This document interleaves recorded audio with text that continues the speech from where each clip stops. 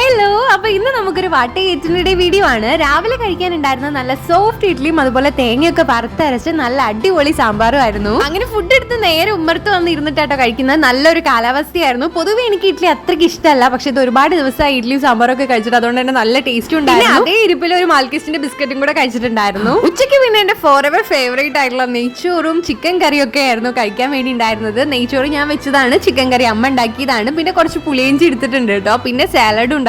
അങ്ങനെ പ്ലേറ്റ് എടുത്ത് നേരെ ഞാൻ ഹോളിലേക്ക് പോയി. അവിടെ ഇരുന്ന് ഞാൻ ഇപ്പൊ കണ്ടുകൊണ്ടിരിക്കുന്ന ഡ്രാമയാണ് കേട്ടോ. അത് ഏതാന്ന് മനസ്സിലായവർ കമന്റ് ചെയ്യൂ കേട്ടോ, അടിപൊളിയാണ്.